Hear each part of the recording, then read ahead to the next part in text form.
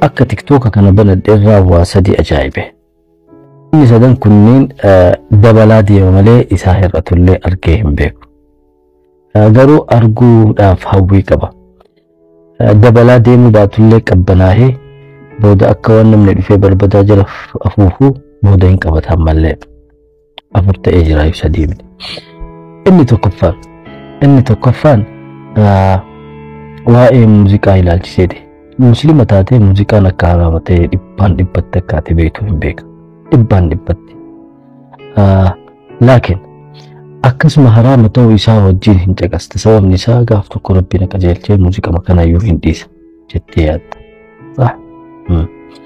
Laakiin wanni ati hin beekne muuziqaan haraamummaa isaa wallaaltee yaani haraama dhiisuu hin danda'u jettee fudhattullee laakiin yoo dhugamaan muuziqaan kun maaliif haraama ta'e muuziqaan kun namiidhaa moo ittiin bashannanaa jira jettee yoo ka fudhattu ta'e hagam akka inni si miidhaa jiru hagam akka nafsiyyaa keetitti taphatu dhibbatti beekuu hin dandeetta. Keessattuu namoonni jaalalaan qabamtanii waa'ee jaalalaa keessa seentanii san booda nama jaalattan san dhabdan yookaan jaalaluma san keessa jirtan hagam muuziqaan kun fedhii keessanitti akka taphatu beekuu hin dandeetta. Kana yaani beekamaan kanaan adda hadisu. Mee gaafa nashaataa ajaa'iba qabdee yaani gammachuu ajaa'ibaa qabdoo fidiiti muuziqaa wahii banadhutti caqasi. Muuziqaa gaddaa muuziqaa yaani nama jaalalaan wal jaalatee addaan bahee fa'aa muuziqaa bilisummaa waanuma ta'e wattuma san gammachuun ati qabdu sun muudiin sun gara inni tare dhabda. Fakkeenyaaf muuziqaa nama wal jaalatee addaan bahee yoo dhaggeeffattu taate atiin kun nama jaalatee dhabe yoo ta'uu baattellee hiriyaa kee akkas ta'e faa yaadatta. Waan siin kenna jechuudha. Fiilmii wahii yaadatta. Fiilmii irratti ka jaalalli aktarri jaalallee isaa dhabee fa'aa waa ta'e waan siin kenna yaadatta. Muudii ati keessa jirtu muudii bareedaa san keessaa si baasee gara biraatitti si fida. Waan biraa caqaste ammoo fakkeenyaaf nashiidaa yoo caqaste mustahiil waan akkasii sirratti gochuu hin danda'u. Qura'aana yoo caqaste abadan muudii akkasii indoo nashaata irraa ruuhin kee nashaata irraa nashaata dabalaa deemte. Nashiidaallee yoo dhaggeeffatte nashaata irraa nashaata si dabala malee homaa wanni inni nafsiyyaa teetitti taphatu hin jiru. Kanaaf muuziqaan nafsiyyaa teetitti taphata. Lakkana. TikTok irratti ammoo namoonni bahanii sirban yookaan bahanii caffaran kunniin wanni isaan hin beekne waan tokkotu jira. Wanni isaan hin beekne. Namtichi muuziqaa baase sun iyyuu yeroo booda hin gaabba. Muuziqaa baasuu isaatiin barra. Kan muuziqaa baase maaliif akka gaabbayta yeroo booda qarshii ittiin horee jira. Irree haraamaa. Akkasuma tasa wanni rabbummaan kun itti dhagahamaa deema. Rabbii isaa kana seeraan beekaa deema. Qarallee osuma beeku itti seene ta'a laakiin adeemsa keessa wanni kun akka sirrii hin taane ta'a beeka. San booda waan kana jijjiiruu hin danda'u wanni kun faca'ee jira. Akkuma fedhe yoonni namaanillee dhiisaa jedhee namni dhiisuu hin danda'u. Si galee khaasatan ati weellisaa taatee yoo duutu ta'e gabaa haaraa akka haaraatitti si kaasanii si dhageeffachuu jalqaba. Yaani ati addunyaarra osoo jirtu ba'aa hagana gahu. Magaazina hagana gahu matatti baattee deemta. Badii muuziqaa sanii laakiin erga duute boodallee duutee qabrii keessa jirtullee fidanii sirratti fuulan badii jechuudha. Kan dhageeffatu sun namticha kana qofa irratti badii hin kaa'u ofii irratti akkaawuntii isaa irratti illee badii kaa'aa deema. Muuziqaa waan hin taane waan caqasaa jirtuuf jechuudha. Laakiin muuziqaa kana bashannanaaf dhagaha jettee fudhachuu hin dandeetta. Laakiin muuziqaan takka bashannanaaf ta'e hin beeku. Takka muuziqaa namni ittiin bashannanee ittiin boohare hin jira jedhee hin yaadu. Yeroo saniif garuu wayita muudii wayita araadaa irdinnaa keessa jiru kan muudii maali jedhan san keessa jiru yeroo sanitti itti fakkaata. Laakiin adada guddataa deemuun adada waa'ee muuziqaa beekaa deemuun adada muuziqaa kanayyuu seeraan keessa seentee wayita dhageeffattu. Hatta namtichi barreesseeyyuu anannu dura wayita caqasu akka adii caqasa. Booda adeemsa keessa wayita fakkeenyaaf jaalala keessa seenee wantoota akkasii keessa seen ammoo namtichi barreesseeyyuu haga annu wayita caqasu san cinqamu sanitti hin cinqamu.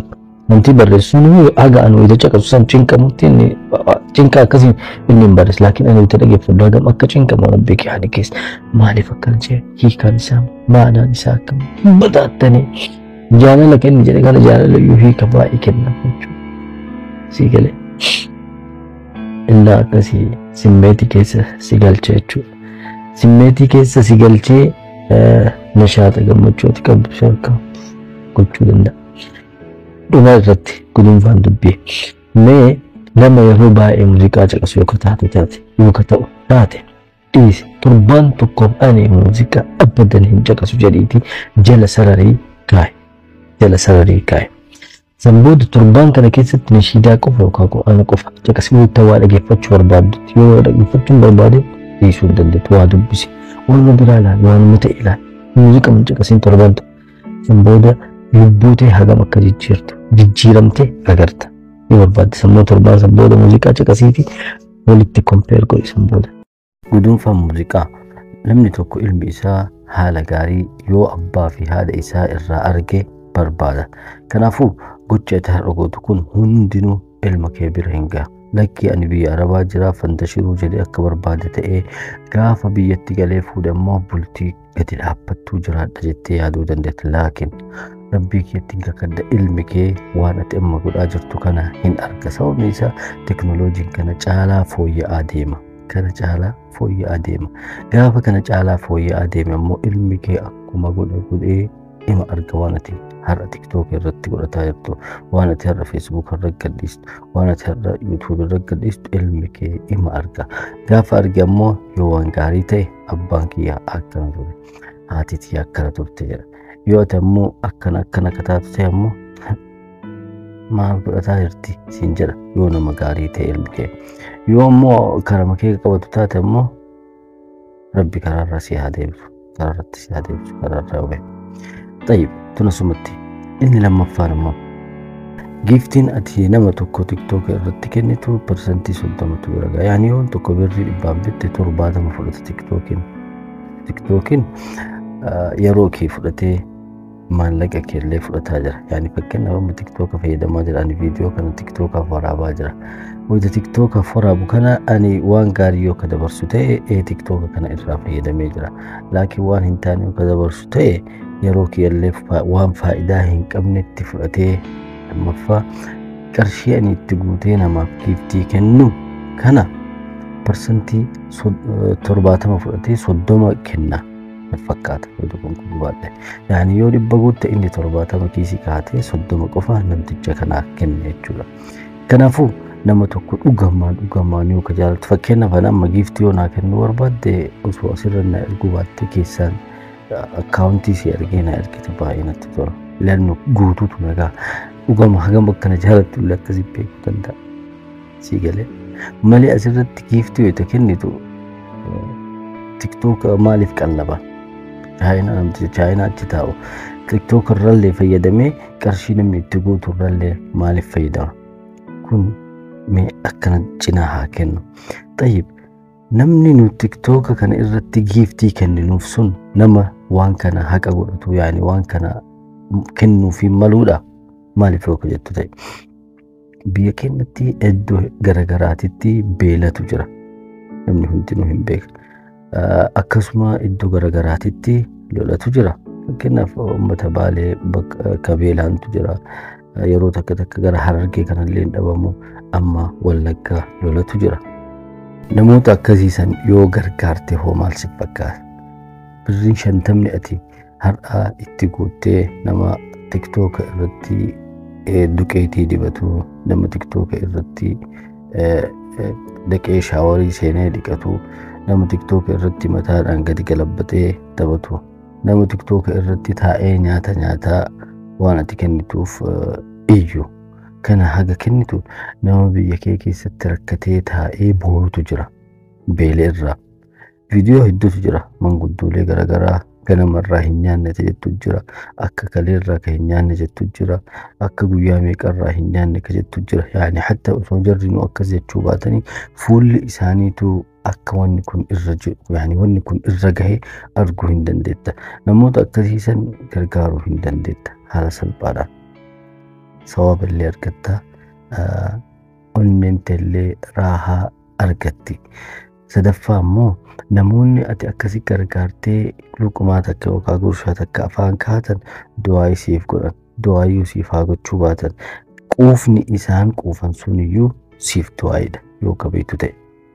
Si galee xaayib nama rakkate kana gargaaruu hin barbaadu, ani birrii narraa hin hafne, laakiin giiftii kennuu barbaada. Na obboleessi kee obboleettii giiftii tana kennuu soo baatte akkasiin jedhe qabxitaa yoo nama giiftii kennituuf kana ergite nama jaalattu waan ta'eef kennuufii hin dandeetta. Laakiin warra keetii ergi, warra kee keessatti namni rakkataan hin dhabamu, obboleessa keetii ergi. Laakiin obboleessa kee hin argu nama rakkataallee hin kennu jechuu dandeetta. Abboo hiriyaa kee ka jaalattu, ka waliin nyaataa dhugaa jirtu, ka si bira jiru, ka si bira taa'u giftii wahii bitii fi kenniif. Giftii wahii bitii fi kenniif ka wayita mara agartu isaa giftii kennuun jaalalli keessan haga haftee akka jabaatu godha. Nama TikTok irratti ati kennituuf kun qubaas hin qabta. Wayita saniif jechuu hin danda'a. Laakiin san booda qofayyuu siif hin qabu. Dhalachuu keetiyyuu hin beeku yoo barbaade. Yoo dhiitee dubbistee biraan ka giftii sii kenne san yoo ka jette jedhee xiqqoo saniin si dagata. Kanaafuu qarshii harkaa qabdu bakka sillee fayyadee nama kennituuf sanillee fayyadu nama akkasiisanii yoo kennite bareeda.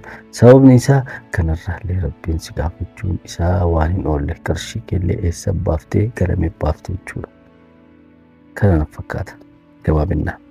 Tole inni sadaffaan ammoo waa'ee amantii ilaalchiseeti. TikTok kana irratti yeroo baay'ee namoota waa'ee amantii qajeelatti beekan ka dubbatan ni jiranii. Rabbiin jazaa isaaniif haa kafalu waan nu hin beekne nuuf ibsuu isaaniitiin, akkasuma waan nu gocha badaa dalagaa jirru kana nu gorsuu isaaniitiif rabbiin warra jannataa isaan haa godhu. Laakiin ani jechuu barbaade namoota gama kaaniin jiran, namoota waa'ee amantii irraa hin beekne laakiin bahanii akka nama waa'ee amantii san beekanitti irraa dubbatan. Akkasuma namoota waa'ee amantii sanii osoo hin beekne amantii biraa hordofaa nama amantii ka biraa hordofu tuqan yookaan arrabsan. Ani fakkeenyaaf amma waa'ee amantii tokko osoo ka beeku ta'e amantii kiyyaan ala nama amantii san bara ani waa'ee amantii keetii haga ati beektu san hin beeka, akka ati beektu sanitti beeka yookaan san caalaa beekuu danda'a jettee mormite yookaan nama san gara amantii kee akka fudhatu yaani mormii nagahaa. Biyya faranjii keessatti amma guyyaa hudii taatee hin beeku, almuhiim koornara wahii qabanii koornara kana keessatti biyya keenyatti illee yuunivarsiitii keessaa hin dhabamu jedhee yaadu yookiin jiraachuu danda'a. Biyya faranjii keessatti yuunivarsiitii garaagaraa akkasuma katamama keessatti iddoo wahii qabanii iddoo sanitti namoonni amantii garaagaraa amantii addunyaarra jiru hundaa achi walitti qabamanii akka barbaadanitti wal morman. Dhuftee nama fakkeenyaa amantii islaamaa qabu bira dhaabattee waan inni dubbatu san lakki akkasii miti jettee mormuu hin dandeetta. Nagaan san booda yoo sii ta'in fudhattee osoo hin ta'in deemtee amantii biraatitti mormuu hin dandeetta. TikTok irratti ati yoo dandeettii akkasii ka qabaattu taate fakkeenyaaf amantii musliimaa taatee amantii kiristaanaa qajeela akka beekte muslima taatee amantii buudizimii ta'ee kama fedhe illee ta'u qajeelatti yoo ka beektu ta'e yoo waa'ee amantii sanii dubbatte yoo namni amantii san hordofu bara ati wanni adeemte sun sirrii miti yoo kasiin jedhu taate yeroo deebiin ati deebistuuf deebii nagaa deebii arraba hin qabne yoo deebifte ati dhugamaan nama amantii san hordofu amantii isaallee beekta, akkasuma ati nama dhugamaan amantii namaa kabajuudha. Laakiin akkanuma waa'ee amantii kaanii hin beekin lafumaa kaatee waan namni biraa waa'ee amantii keetii dubbate nagahaan dubbate homaa waan badaa wanni inni dubbatellee hin jiru lafumaa kaatee nama amantii san yoo ka arrabsu nama amantii biraa hordofu yoo ka arrabsu taate ati amantii keellee hin jaalattu, amantii namaallee kabajaa hin jirtu, yaani ati nama amantaa hin qabne jechuu hin dandeenya. Cuunfaan dubbii obboleessa kee obboleettii tiyya. Namni hundinuu amantii ofii hin jaalata. Fakkeenyaaf namni tokko amantii kiyya tuqu yeroo argutti hagam akka natti dhagahamuuf hagam akka gubadhu anatu beeka. Laakiin nama waa'ee amantii kiyya dubbatu san laala osoo isatti hin deebisin dura. Namni kun waa'ee amantii kiyyaa hin beeku akkanumaa waan arge qaaqaa jiraa jedhe yoo ka argu taate nama sanitti aslan ani akka ilaalcha kiyyaatitti hin deebisu. Maaliif kuni wallaalaadha. Wallaaluma isaarraa waan ka'eef waan kana cal'isee qaaqaa arraba kan arrabsaa jira. Ati isatti deebisuun haga haftee inni akka amantii ta'e kee arrabsu gochuudha. Siigalee laakiin ani ka'ee amantii isaa arrabsuu hin danda'a. Siigalee laakiin ani nama amantii hunda kabajuu waan ta'eef amantii isaa arrabsuu hin barbaadu. Laakiin nama kana adabaan itti hima. Yoo adaba dide ammoo karaa hedduudhaan dhorkuu hin dandeetta. Siigalee kun akkana waa'ee amantii namaa tuqullee osoo dhaabne bareeda. Amantii feete hordoftullee ani akka muslimaatitti amantii nama biraa kabajuun akkuma amantii kee hin jaalladhu. Amantii nama biraallee kabajuun dirqama amantaan narra kaa'uudha. Tana xumurre jirra. Tayyib. Waa'een amantii kun yeroo garii hin qabbanaa. Yeroo garii ammoo eenyutu akka rakkoosu hin beeku. Kamaa lakkoofsamee agarta. Yeroo baay'ee ammoo namni waa'ee amantii kana rakkoosu nama waa'ee amantii kaanii hin beeknedha. Kana dhibbaan dhibbatti fudhadhu. Yookaan nama waa'ee amantii irraa dubbatamee san qajeelatti nama beeku ta'ee namoonni amantii sana hordofan ammoo nama amantii isaanii kana irraa dubbate itti deebisuu waan dadhabaniif carraan isaan qaban gara arrabaa seenuudha. Laakiin amantii tokko arrabsuun yoomiyyuu furmaata ta'ee hin beeku. Yoomiyyuu amantiin ati arrabsu sun amantummaan keetiyyuu akka ati amantii biraa hin tuqne si ajaja. Kanaafuu amantii walii kabajuun baay'ee waan jaalatamaa fi waan kabajamaadha. Amantii ati hordoftu san keessatti. Tole. Inni afuraffaan ammoo TikTok kana irraa waan ajaa'ibsiise waa'ee gandummaati. Ani fakkeenyaaf amma ilma Harargeeti. Baaleedhaaf dhaladhee Arsiif guddadhee waa akkasa yaani an turistiidha. Oromiyaadhaaf ani ilma turistiiti. Yaani Oromiyaa hunda keessatti nama jiraachuu danda'u. Oromiyaa hunda himachuu nama danda'u tokko ani. Iddoo tokko hin qabu. Laakiin maqaadhaaf yoo na gaafatan eessaati yoo naan jedhan Baalee jedhee himadha. Laakiin ani Baalee qofaaf hin Oromiyaa hundaaf. Waa'een gandummaa kun wayita ka'u nama ajaa'ibsiisallee nama uf tuffachiisallee. Namoonni waa'ee gandummaa kaasanii haasaan yeroo baay'ee garaa nama nyaatan sababa hedduudhaaf. Fakkeenyaaf namni tokko Harar ta'ee, Baalee ta'ee, Arsii ta'ee dhaqee ganda tokko arrabsa haa jennu. Yeroo ganda tokko arrabsu kanatti namoonni ganda sanii silaa maal jedhanii deebisaniif nama kana. Namni kun nama Oromiyaa irraa laakiin jazbummaa isaatii fi wallaalummaa isaatu obboleen isaa akka arrabsu godhe. Erga nu hundinuu Oromiyaa keessatti walitti qabamnu taate nu ilmaan abbaa tokko ta'anii maatii tokko jechuudha. Maatiin tokko ammoo wal jabeessa wal gorfata malee waliin arrabsu. Fakkeenyaaf tokko ka'ee ganda tokko yoo ka arrabsu taate abboo ati wallaaluma keetitu akka nu arrabsitu si godhe malee silaa ati nama nu arrabsuu miti. Yoo akkanas silaalan zaatatti nama barate fakkaattaa. Laakiin keessi kee yookiin waan biraa akka gubbaan jiru kana hin jiru ta'a. Kanaafuu arraba kee osoo gabaabsattee wayyaa jedhanii itti himu. Yoo ka diddu ta'e ammoo isuma arrabsan isuma mataa isaa san arrabsuudha malee maal gootaa deematii gandi keessan sun yoo akkana ta'e dhalaan ganda keessanii akkana taate jettee keessa seentee walitti qabdee arrabsuu hin qabdu. Naxalaa nama tokkootiif san sila osoo bira jiraatti kabaltee lafa osoo inni hin ga'in ol deebistaan malee. Laakiin inni si bira hin jiru. Kanaafuu isuma mataa isaa arrabsi akkuma inni jiru fiizikaala isaa laaliiti. Isa yoo dandeettee hamilee isaa cabsi. Ani sila akka wal arrabsan godhaa jira moo gorsaa jira. Almuhim gandummaan akka wal hin arrabsine isiniin jechuu barbaada. Sababni isaa abbootiin keenya akka duraanii hagam akka wal jaalatan ani seenaa keessatti yoo deebitee ilaaltu ati bar ganda kana ati ganda sanii waliin hin jedhan akka duraaniititti yoo deemu taate. Laakiin akka ammaatitti wayita waa'ee kanaa dubbatan ammoo namuma gosti sun yookaan gandi sun nama san dhaabee nurraa mormu. Sayfii itti kennanii eeboo itti kennanii ati nuuf dhaabattee jirta nama nuuf dhaabatte nurraa mormii nama jedhaniin fakkaata wayita mormu. Wayita jalqabu abbootii maaliin tuqin jedhee nagahumaan faa jalqabu laakiin xiqqoo daqiiqaa takka osoo hin gahin ganda sanitti homaa wanni inni hambisu tokko hin jiru.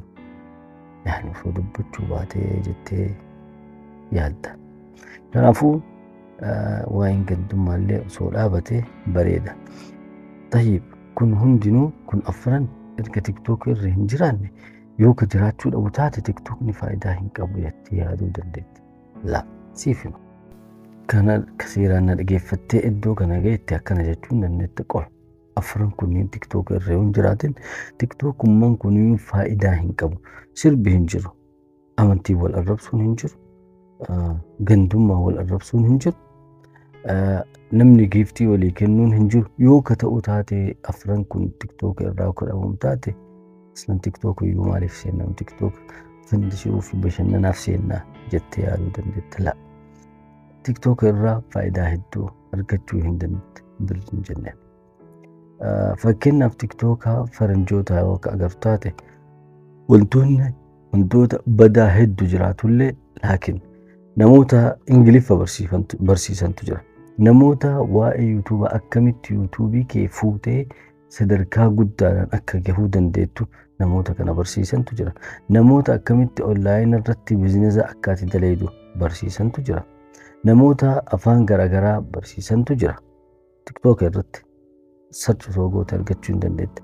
Namoota osoo ati fuula kee yuutuuba irratti hin baasin akkamitti akka sagalee maal jedha weebsaayitii garaagaraa irraa fiddee walitti qabdee san booda ammallee onlaayinumaan editingii gootee fiddee yuutuuba kee irra keettee خلاص فيديو سن irra keetteetumaan dagatta. Viidiyoon sun osoo ati hin beekin waggaa tokko keessatti miliyoona hedduu yani ilaalanii galii guddaa akka irraa argachuu danda'u. Fakkeenya akka yuutuubii irra seente sagalee maalii yoo sagalee callisteetumaan bantu sagaleen kun sa'a lama fa'aa sa'a sadii fa'aa. Namoota dhugamaan kana bananii yani dalagaa ofii dalagantu jira. Sirbaa miti sagalee adda addaa yani sagalee riilaaks nama godhu jedhanii wantoota akkasiitu jira. Riilaaksii isaallee nagarra garuu kanneen akkamitti akka ati hojjettu namoota ilmoo kee akkamitti akka ati guddistu si barsiisantu jira.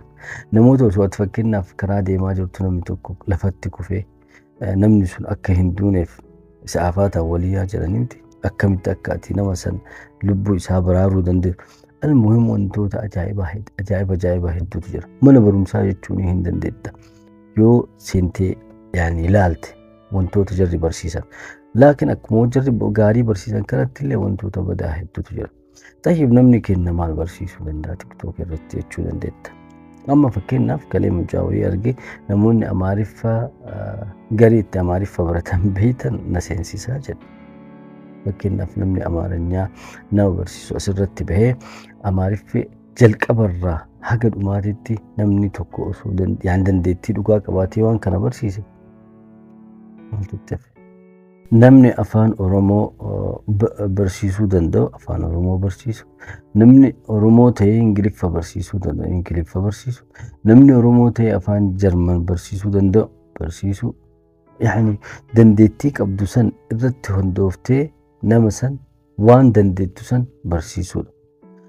Qoy nu barataa oolla mataan kun yani qafuu nu jalaan wafiin jedhu jechuu hin dandeetti. Namni waan itti kolfee bashannanu barbaada. Wantoota itti bashannanillee hojjechuu hin dandeetta. Fakkeenyaaf maqaa isaa dagadhee jira mucaa tokko. Maalii juus jedhu jaal juus maal jedha. Mucaa san amma isa yuutuuba isaallee seentee ilaalte nagaa rabbiitiin kolfitee bashannantee baata. Yani bashannana halaala karakkoo hin qabne jechuudha.